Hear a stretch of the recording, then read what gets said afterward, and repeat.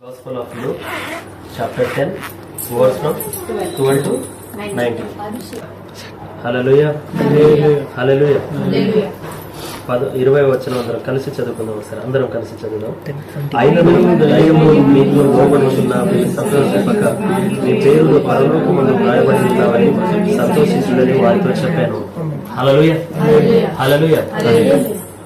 కొన్ని నిమిషాలు దేవుని వాక్యాన్ని ధ్యానం చేసుకుందాము. ప్రాముఖ్యంగా 19-20 వచనాలు స్టడీ చేద్దాము. ఎప్పుడైనా జ్వరము వచ్చినప్పుడు నేను ప్రార్థన చేసుకున్నా నాకు బాగైంది, తలనొప్పి ఉన్నప్పుడు నేను ప్రార్థన చేసుకున్నా నాకు బాగైంది, లేదంటే హాని లేదంటే ఇబ్బంది భయంకరమైన బాధ వచ్చినప్పుడు నేను ప్రార్థన చేసుకున్నా నాకు బాగైంది, మనశ్శాంతి వచ్చింది, సంతోషం వచ్చింది, లేదంటే నేను ప్రార్థన చేసినప్పుడు జవాబు వచ్చింది అనే అనుభవం ఎవరికైనా ఉందా? ఇక్కడ ఉందా? అందరికీ సాధారణంగా మనకి కదా. ఎప్పుడైనా ఇప్పుడు టక్కున చీకటినే మనం చూసామనుకో, మన నీడని మనం చూసుకున్నప్పుడే కొన్నిసార్లు భయపడి జీసస్ ఇస్ మై షెపర్డ్, దేవుడు నా యెహోవా నా కాపరి, లేదంటే ఇలా కొన్ని వచనాలు చెప్పుకుంటాము వాటిని జయించడానికి. అదేవిధంగా జ్వరం వచ్చినప్పుడు ఎవరో అందుబాటులో లేనప్పుడు మనమే ప్రార్థన చేసుకున్నప్పుడు హఠాత్తుగా బాగైతుంది. కొన్నిసార్లు నీ ప్రార్థన గొప్పది, మరి ముఖ్యంగా విశ్వాసమును బట్టి. కాబట్టి తలనొప్పి అయినా అలా నేను చాలాసార్లు మీలో చాలా మందికి చూశాను ప్రార్థన చేసినప్పుడు దేవుడు బాగు చేయడం. ఎందుకు నేను ఈ మాట జ్ఞాపకం చేస్తున్నాను అంటే, యేసు ప్రభు దగ్గర శిష్యులు వెళ్ళి ఒక మాట అంటారు, అయ్యా మేము ప్రార్థన చేసినప్పుడు దయ్యాలు మాకు లోబడిచున్నారు. సాతానుడు మేము ప్రార్థన చేసినప్పుడు అవి మాకు లోబడిచున్నవి అని యేసు ప్రభు దగ్గరికి వెళ్ళి చెప్పారట. అప్పుడు యేసు ప్రభు అంటాడు, షబాస్ నా విడ, నా స్నేహితుడా, లేదంటే నా శిష్యుడా అని చెప్పేసి దేవుడు అనలేదు. దేవుడు ఏమన్నాడంటే, బీ సింపుల్, నార్మల్ గా ఉండండి. అవి నువ్వు సృష్టించబడ్డదే వాటిని పరిపాలించడానికి. ఇన్ఫాక్ట్ చెప్పాలి అంటే ఆకాశంలో దేవుని సన్నిధిలో పరలోక రాజ్యంలో ఎగురుతున్న 6 రెక్కలతో ఉన్న దూతలకు వాళ్లకు మనకు ఒక మాట చెప్తాడు. అవి 6 రెక్కలతో ఎగురుతూ ఎప్పుడు దేవునికి 2 రెక్కలతో ఎగురుతూ 2 రెక్కలతో కాళ్ళు మూసుకొని 2 రెక్కలతో కళ్ళు మూసుకొని పరిశుద్ధుడు పరిశుద్ధుడు అని కొనియాడుతుంటాయి. వాటికి మనకి ఏమైనా తేడా ఉందా అంటే, వాటికి రెక్కలున్నాయి మనకు లేదు, అంతే తేడా అంటాడు దేవుడు. దేవదూతల కంటే మనము శ్రేష్ఠులము అండ్ ప్రయారిటీ ఇచ్చాడు దేవుడు మనకి, అంత ఆధిక్యతను ఇచ్చాడు దేవుడు మనకు. కనుక నాకు కడుపు నొప్పి బాగైంది, తలనొప్పి బాగైంది, అక్కడ దురాత్మతో పీడింపబడినప్పుడు నేను ప్రార్థన చేస్తే వాళ్ళకు బాగైంది, ఆ ఇంటికి నేను వెళ్ళి దర్శించినప్పుడు బాగు జరిగింది అని నువ్వు సంతోషపడడం కంటే దేవుని వాక్యం అంటుంది, అవి నువ్వు ప్రార్థన చేయగానే అవి జరగాల్సిందే, వేరే అవకాశం వాటికి లేదు. ఎందుకంటే నువ్వు ప్రార్థన చేసినప్పుడు అవి గద్దింపబడేది నీలో, నీ నామంలో కాదు, కానీ నువ్వు నా నామంలో వెళుతుంటావు కనుక, నా నామంలో ప్రార్థన చేస్తావు కనుక బాగైతుంది. అయితే సంతోషమైన మాట ఏంటయ్యా అంటే, యేసుప్రభు అంటాడు, పరలోక రాజ్యంలో మీ పేరు రాయబడి ఉంది, అది సంతోషం, దాని పట్ల సంతోషించండి అంటాడు దేవుడు. శిష్యులు వెళ్ళి, అయ్యా ఐఎమ్ సో హ్యాపీ. లైక్ ఇప్పుడు క్లాస్ లో పిల్లలకి ఫస్ట్ ర్యాంక్ వచ్చింది అనుకో, ఇంటికి వచ్చి ప్రైజ్ పట్టుకుని వచ్చి, మమ్మీ నాకు ఫస్ట్ ర్యాంక్ వచ్చింది అని ప్రోగ్రెస్ కార్డ్ పట్టుకొని వచ్చో, లేదంటే ట్రాఫీ పట్టుకొని వచ్చో, 100 మీటర్స్ రేసింగ్ లోనో, కబడ్డీలోనో, ఖోఖోలోనో దేంట్లోనో ఫస్ట్ వచ్చినప్పుడు ఫస్ట్ వాళ్ళు ఏం చేస్తారు, తీసుకుని వచ్చినప్పుడు ఇంటికి పరిగెత్తుకుంటూ వచ్చి వాళ్ళు మమ్మీకో, డాడీకో, తాతకో, అమ్మమ్మకో, నాయనమ్మకో, ఎవరికో ఒకరి ఇంటి వాళ్ళకి, వాళ్ళ ఫ్రెండ్స్ కి చూపిస్తారు, hey I came first first first అని. అదే సిచ్యువేషన్ శిష్యులకు జరిగింది అక్కడ. ఎందుకంటే మీకు జ్ఞాపకం చేస్తారు, ఒక వ్యక్తి చంద్రరోగి కలిగి దురాత్మల చేత పీడింపబడి వాళ్ళ కొడుకుని ఎత్తుకొని శిష్యుల దగ్గరికి వెళ్తే శిష్యులు ఉపవాసంతో ఉండి ప్రార్థన చేసినా బాగా జరగదు. అప్పుడు ఆ శిష్యులు దేవునికి అడుగుతారు, అయ్యా నువ్వు ప్రార్థన చేస్తే బాగైంది, మేము ప్రార్థన చేస్తే బాగవలేదు, ఎందుకు అంటావు అంటే యేసు ప్రభు అంటాడు, అవిశ్వాసం. ఇక్కడ అదే శిష్యులు అంటారు, అయ్యా మేము ప్రార్థన చేసినప్పుడు దయ్యములు మాకు లోబడ్డాయి, దురాత్మలు మాకు లోబడ్డాయి, శోధన చేత పీడింపబడ్డ వారు వారికి ప్రార్థన చేసినప్పుడు విడుదలను కలిగెను. జీసస్ యేసయ్య మాకు చాలా సంతోషాన్ని కలిగించింది ఇది అన్నప్పుడు యేసు ప్రభు 20వ వచనంలో ఏమని చదివా ఇప్పుడు దాకా, అయినను దయ్యములు మీకు లోబడుచున్నావని సంతోషింపక, అయినను అంటే ఒక సరి గ్రామర్ అర్థం చేసుకోండి. ఈవెన్ దో అవి మీకు లోబడిన, ఓకే నో ప్రాబ్లం, అవి కాదు మనకు కావాల్సిన సంతోషము. ఏంటి మనకు కావాల్సిన సంతోషం అంటే, మీ పేరును పరలోకమందు వ్రాయబడి ఉన్నావని సంతోషించుడని వారితో చెప్పాను. ఇలాంటి గొప్ప కార్యము మీరు చేస్తున్నందున, కుమారుడైన క్రీస్తు నామములో యెహోవా దేవుని పైన విశ్వసించి మీరు గద్దిస్తున్నందున, ఇంత గొప్ప కార్యము మీరు నా నామములో చేస్తున్నందున, మీరు ఈ లోకంలో సంతోషించడం కంటే మీతో పాటు నేను పరలోకంలో సంతోషిస్తా. ఎందుకంటే మీ పేరు నా తండ్రి దగ్గర రాయబడి ఉంది. మీరు నాతో పాటు పరలోక రాజ్యంలో ఉంటారు. మీరు నాతో పాటు నా తండ్రి దగ్గర ఉంటారు. నేను నా తండ్రి దగ్గర, మీరు నా తండ్రి దగ్గర, మనమందరం పరలోక రాజ్యంలో కలిసి ఉంటాము. ఏం నేర్పిస్తున్నాడు ఇక్కడ దేవుడు? ఈ లోకంలో అద్భుతాలు, స్వస్థతలు అనేది హైలైట్ చేసుకోనక్కర్లేదంట. మనం వాటంతటా అవే ప్రార్థనలో అవుతూ ఉండాలి. వాటి విషయంలో మనం ఎక్కువగా మనము ఉల్లాసించనక్కర్లేదు. తలనొప్పి అయిందా, ఏస్తున్నామములు తలనొప్పి బాగవును గాక అని విశ్వాసంతో ప్రార్థన చేసి ముందుకెళ్ళిపోవాలి. దాని పని అదే చేసుకుంటూ పోతుందని అర్థం. కానీ ఎమ్మటే వెళ్ళి యేసయ్యా బాగైంది నా తలనొప్పి, నేను ప్రార్థన చేయగా తలనొప్పి బాగైపోయింది. ఇన్ఫాక్ట్ అక్కడ దేవుడు క్యారెక్టర్ని ట్రీట్ చేస్తాడు. ఏంటి? మేము ప్రార్థన చేయగా అక్కడ దురాత్మలు, సైతానుల శోధనలు లోబడ్డాయి అని ఏకవచనంతో వాళ్ళు మాట్లాడడం దేవునికి అక్కడ డిసిప్లిన్ చేశాడా, వాళ్ళకి నేర్పించాడా, అది పక్కన పెడితే దీని విషయంలో సంతోషించకండి. పర్లే, ఓకే నేర్చుకున్నారు, బాగానే, మంచిదే, మీ పరిచర్య బలంగా నడవాలి, ఇక ముందు ముందు ఇంకా మంచిగా చేయాలి, ఇంకా ఎక్కువ చేయాలి మీరు అని ప్రోత్సహిస్తూ దేవుడు అంటాడు, అక్కడ పేరు రాయబడుతుంది మీరు ఈ పని చేస్తే ఇక్కడ అంటాడు. అందుకనే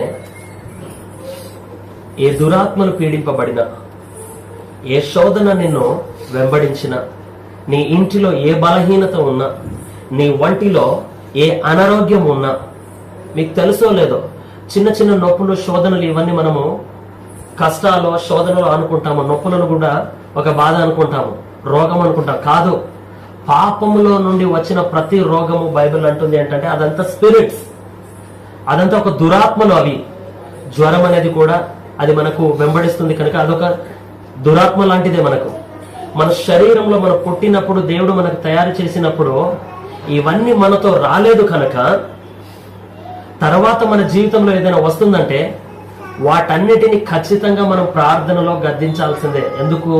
అవన్నీ దురాత్మలు, ఇహలోకం సంబంధమైనవి, అవి మనకు వెంబడించరాదు అని బైబిల్ అంటుంది.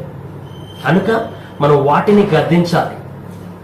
అప్పుడే మనం ఆరోగ్యకరంగా ఉండగలుగుతాము. మనం హెల్దీగా, సంతోషంగా, సమాధానంగా, కుటుంబంతో దీవెనకరంగా ఎప్పుడు ఉండగలుగుతాము అంటే యేసు నామములో నువ్వు సమస్తాన్ని గద్దించగలిగినప్పుడు. 19వ వచనంలో దేనిపైన దేవుడు అధికారం ఇచ్చాను అంటున్నాడు? పాములను, తేళ్లను త్రొక్కుటకును, శత్రువు బలమంతటి మీదను మీకు అధికారము అనుగ్రహించి ఉన్నాను. శత్రువు అంటే క్రైస్తవుడికి ఎవరు? సాతాను. క్రైస్తవుడికి శత్రువు ఎవరు? క్రైస్తవుడికి శత్రువు ఎవడు? సాతానుడే. సాతానుడే. ఎందుకో చెప్పనా? దేవుని నీతి కార్యానికి వాడు ఎప్పుడూ వ్యతిరేకి. దేవుని బిడ్డలు సంతోషంగా ఉండడం వానికి ఎప్పుడు నచ్చదు. దేవుని బిడ్డలు ఆనందంగా ఉండడం వానికి ఎప్పుడు నచ్చదు. దేవుని కుటుంబాలు సంతోషంగా ఎదగడము, హ్యాపీగా ఉండడం, ప్రార్థన చేసుకోవడం, ఉపవాసం ఉండడం, మందిరానికి వెళ్ళడము, వారి బిడ్డలు ఓలివ మొక్కల వలె ఎదగడము అపవాదికి ఎప్పుడు నచ్చదు. అందుకే వాడు ఎప్పుడు చూసినా బైబిల్ అంటది కదా, సింహము వలె గాడ్రించి సింహము వలె బయట ఎదురు చూస్తూ ఉంటాడు అపవాది అని. అలా చూస్తూ ఉన్నాడు. కానీ వాడికి తెలుసు యేసు ప్రభు వాడిపైన మనకు అధికారం ఇచ్చాడు అని. కానీ మనకు తెలియదనే ఉద్దేశంతో వాడు మనకు బలహీనపరచాలని చూస్తూ ఉంటాడు.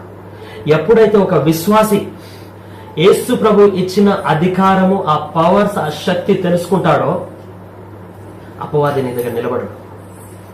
మన గుర్తింపు క్రీస్తులో ఏముందో మనకు తెలుసుకుంటే, క్రీస్తులో మనం ఏమై ఉన్నామో, క్రీస్తులో మనకు ఏ అధికారం ఇవ్వబడి ఉంది, క్రీస్తులో మనం ఏం చేయగలుగుతామో, ఎంత అధికారం మనకుంది అని మనం తెలుసుకుంటే మాత్రము అపవాది నీ దగ్గర నిలబడడం కాదు కదా, నీ దరిదాపులో కూడా ఉండడం.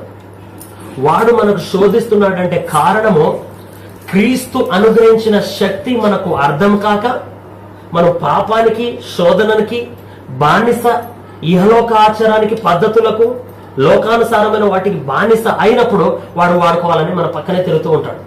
దొరికినప్పుడు లాక్కుంటాడు చేపలు అని. అందుకని దేవుని వాక్యం అంటుంది, ఈ లోక శత్రువు పైన కూడా నేను నీకు అధికారం ఇచ్చాను. ఎఫెసీయులకు రాసిన పత్రికలో చెప్తాడు, శత్రువు ఎవడనేది దురాత్మలు, వాయుమండలాలు, ఆకాశంలో వేలాడుతున్న దురాత్మ చీకటి సమూహాలు, అవి మన శత్రువు, దురాత్మలు వీటితో. అయితే దేవుని వాక్యం ఏమంటుంది? ఇప్పుడు వాటిపైన అధికారం ఇచ్చి ఉన్నాడు మనకి. సో గాలిలో తిరిగే ప్రతిదీ కూడా ఒకవేళ హానిగా ఉంటే వాటిపైన దేవుడు మనకు అధికారం ఇచ్చాను అన్నప్పుడు మనం ఒకవేళ నమ్మగలిగితే, ఈ రోజు అంటున్నాం మనము గాలిలో కొన్ని వైరస్ ఉన్నాయని మాట్లాడుతున్నాం. పీల్చే గాలి కూడా శుభ్రమైనది కాదు, అది అశుభ్రమైనది అంటున్నాము. దేవుని వాక్యం మన నరాల్లో ఉండగలిగితే, అది మనకు అర్థమైతే, ఆ గాలి కూడా నువ్వు పీల్చుకున్నప్పుడు శుభ్రమై వెళ్తుంది. కేవలము విశ్వాసం పైన ఆధారపడి ఉంటుంది. క్రైస్తవుడు బ్రతికేది విశ్వాసము పైన.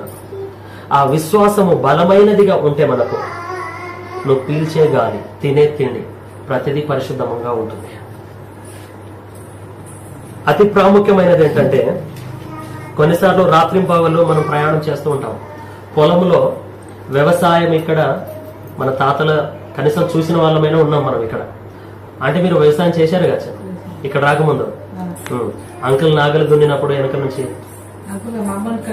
అమ్మల ఇంటికన్నా. ఓకే, ఒక మాట చెప్తా. వ్యవసాయం చేసినప్పుడు నాగలి అలా దున్నుకుంటూ పోతున్నప్పుడు వెనక నుంచి గింజలు వేస్తారు, విత్తనాలు వేస్తారు. అవునా?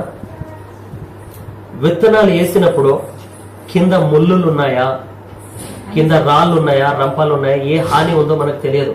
అది వెళ్తున్న స్పీడ్ లో గింజలు వేస్తూనే ఉండాలి. ఇప్పుడైతే మిషన్స్ వచ్చాయి కానీ. ఇంకో ఉదాహరణ చెప్తా.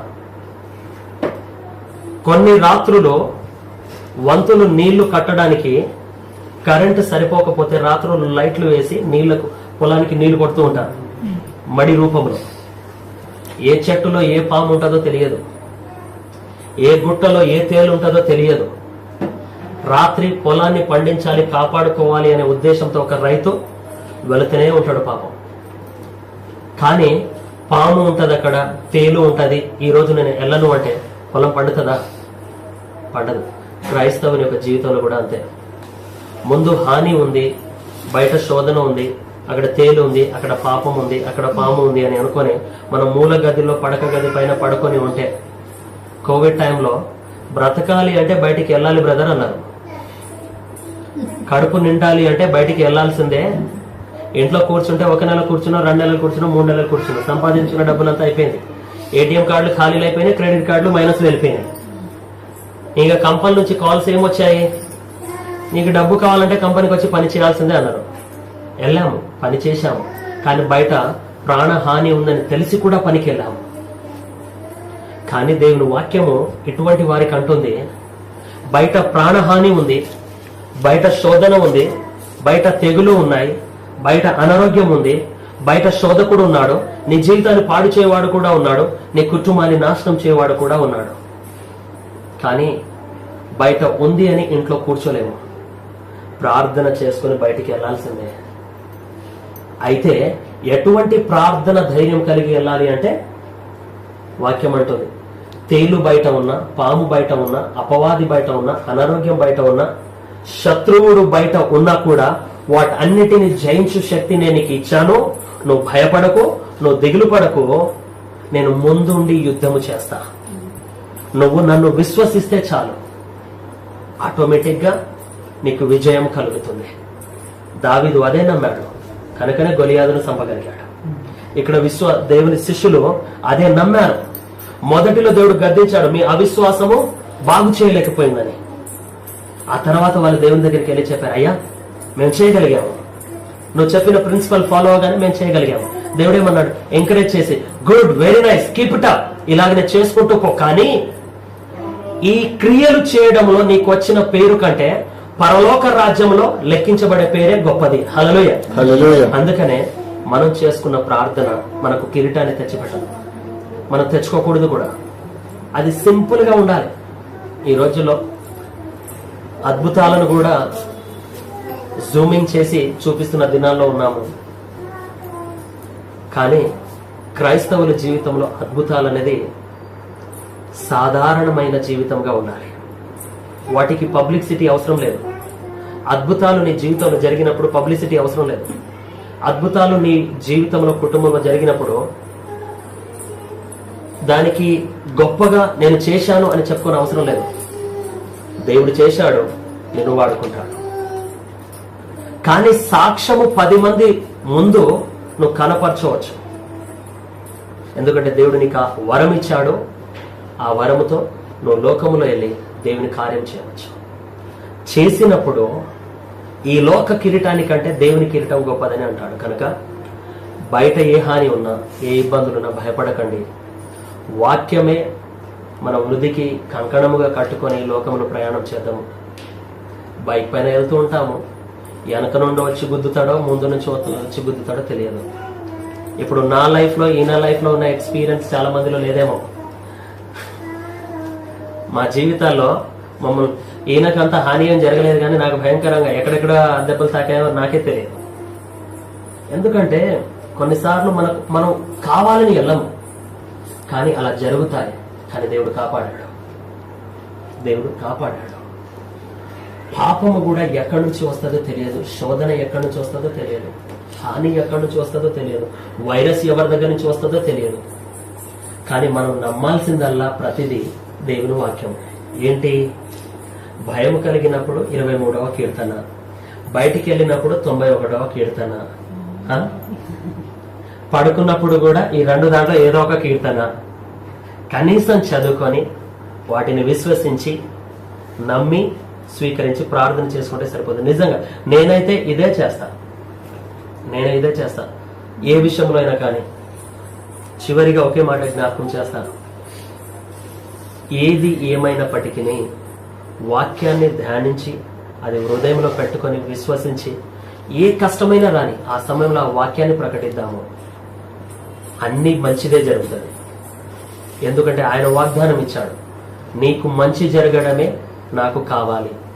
ఇన్ఫాక్ట్ ఆ మంచిదనేది నీ హస్తము చేత నీకు నువ్వే కొనుక్కోలేవు, కానీ నేను చేస్తా. నువ్వు నోటి ద్వారా ప్రకటించు, నేను బాగు చేస్తా, నేను నీకు దీవిస్తా. సో మన కుటుంబంలో ఉన్న, లైఫ్లో ఉన్న రానున్న దినము, రానున్న తరము చాలా ఛాలెంజింగ్గా ఉందంట.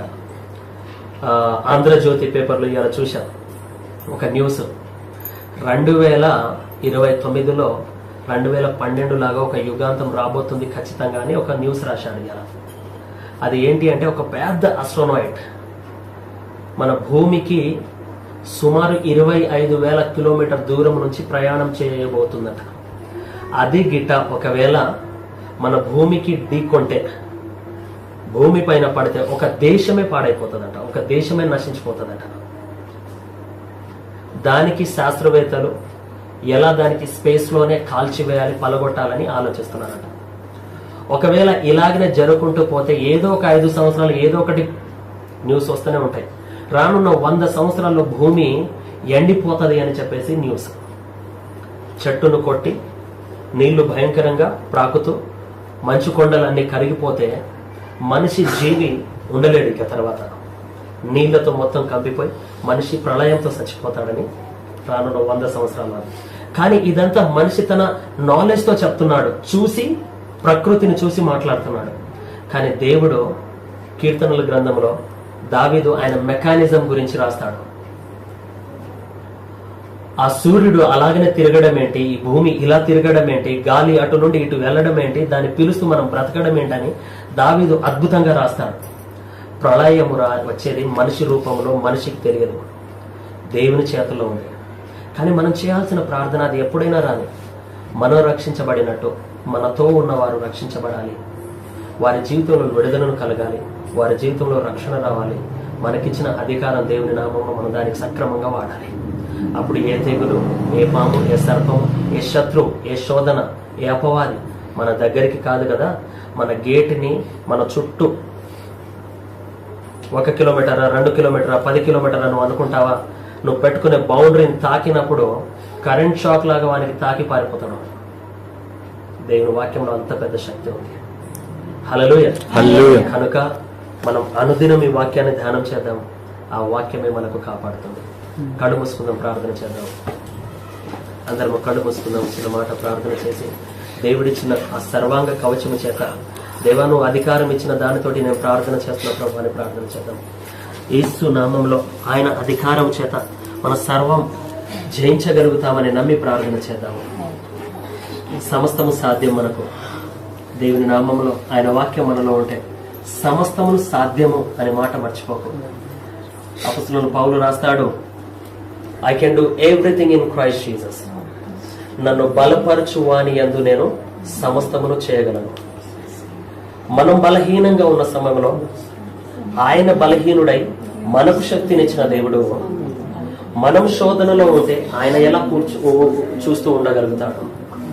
ఆయన ఖచ్చితంగా మనకు కాపాడడానికి ఉన్నాడు. అయితే మనం ఆయన పైన ఆధారపడతాము. నోరుని తెరిచి ఆయన నామాన్ని ప్రచురించేద్దాము. ప్రభువా, నువ్వు మాత్రమే నిజమైన దేవుడు, నువ్వు మాత్రమే కార్యం చేయగలుగుతావు. నన్ను, నా కుటుంబాన్ని, నా దేశాన్ని, మా రాష్ట్రాన్ని, ఈ ప్రజలను రక్షించువాడవు నువ్వు మాత్రమే దేవా. ఏ శాస్త్రులు కారు, ఏ నాయకులు కారు, ఏ ఒక్కరును కారు ప్రభువా. నువ్వు మాత్రమే నిజమైన దేవుడవు కనుక నువ్వు మాత్రమే ప్రభువా పాపము నుండి విడిపించగలుగుతావు. అయా శోధన నుండి రక్షించగలుగుతావు. నా ప్రభు ప్రతి హాని నుండి మమ్మల్ని విడుదలను చేయగలుగుతావు. అయా కేవలం నువ్వు యేసు నామము మాత్రమే అని నమ్మి మనం ప్రకటించగలిగితే ఆ యేసు నామము ప్రతి పాపము నుండి విడుదలను చేస్తుంది. ఆ యేసు నామము ప్రతి దురాత్మ నుండి మనకు విడుదలను చేస్తుంది. ఆ యేసు నామము ప్రతి చీకటి శక్తులను దూరపరుస్తుంది. ఆ యేసు నామము మనకు ఆయన సర్వాంగ కవచము చేత భద్రపరుస్తుంది. ఆ యేసు నామము సమస్త హాని నుండి మనకు కాపాడుతుంది. దేవానికి వందనాలు. ఈ గృహ కూడికను బట్టి నీకు స్తోత్రము ప్రభా. ఈ ఇంటి పైన యేసు నామము సంరక్షిస్తుందని నమ్ముచున్నాను. ఈ ఇంటి పైన నా ప్రభా ఎన్ని తెగులు వచ్చినా, ఎన్ని హాని వచ్చినా, అపవాది ఎన్నిసార్లు పడగొట్టాలనుకున్నా వీరి ప్రార్థనే వీరికి కవచమై, ఆ కవచమే వీరికి ప్రభా ఎన్ని మార్లు పడినా మరలా మరలా లేకునయ్యా. అందుకనే నా ప్రభా సాక్షిగా ఈ కుటుంబం నిలబడుచుంది. అందుకేనయ్యా దుష్టుడు ఎన్నిసార్లు పడగొట్టాలనుకున్నా వాడు హేళన పొందుతున్నాడు. వాడు ప్రభా అపజయాన్ని నేను ఏం చేయలేను అని వాడు ప్రతిసారి గుర్తించబడుచున్నాడు. ప్రభు వాడు ఓడిపోయిన వాడు, వాడు తృణీకరించబడిన వాడు, వాడు అంధకారములో అయ్యా నా తండ్రి ఆ యొక్క ఎల్లప్పుడూ ప్రభు కాల్చబడుతున్న మంటలో నా ప్రభు వాడు బంధించబడిన వాడు, ఆఘాతములు బంధించబడిన వాడు. వాడు ప్రభు నీ బిడ్డలైన మమ్మల్ని ఏమి చేయగలడు? నీ విశ్వాసమే మమ్మల్ని ప్రభు, నీ వాక్యము మమ్మల్ని ప్రభు విన్నప్పుడు విశ్వాసముగాను, ఆ విశ్వాసము మనకు ప్రభు మాకు ప్రభు ఎల్లప్పుడూ దీవెనకరంగాను నడిపించును గాక. ప్రతి అనారోగ్యము నుండి, ప్రతి బలహీనత నుండి, ప్రతి శోధన నుండి ఇక్కడున్న ప్రభా బ్రదర్ మల్లేష్ గారి వారి కుటుంబాన్ని, సత్యవతి ఆంటీ వారి కుటుంబాన్ని, నరేందర్ అన్న వారి కుటుంబాన్ని, రాకేష్ వారి కుటుంబాన్ని, మా కుటుంబాన్ని నా ప్రభా మీ సర్వాంగ కవచముతో, మీ రక్తముతో, మీ దూతల సమూహముతో ఎల్లప్పుడూ నిన్ను నమ్ముకొని నీ పైన ఆశ్రయించుకొని ఉంటున్న బిడ్డలను రక్షిస్తుందని నమ్ముచున్నాను నాయన. దూర ప్రాంతంలో ఉన్న దైవ సేవకుల గురించి ప్రార్థన చేస్తున్నాము. అన్యుల మధ్యలో ఉన్నారు, కొన్ని పనులు చేయడానికి వెళ్లారు. ఆ డాక్యుమెంట్స్ తొందరగా రిజాల్వ్ అయి క్షేమంగా మందిరంలో అయా సంఘము మధ్యలో వచ్చును గాక. వారికి మంచి ఆరోగ్యమును దయచేయండి అయా. వారికి మంచి ఏ హాని రాకుండా వారి ఇంటి చుట్టూ ప్రభుని దూతలు కావలిగా ఉంచండి.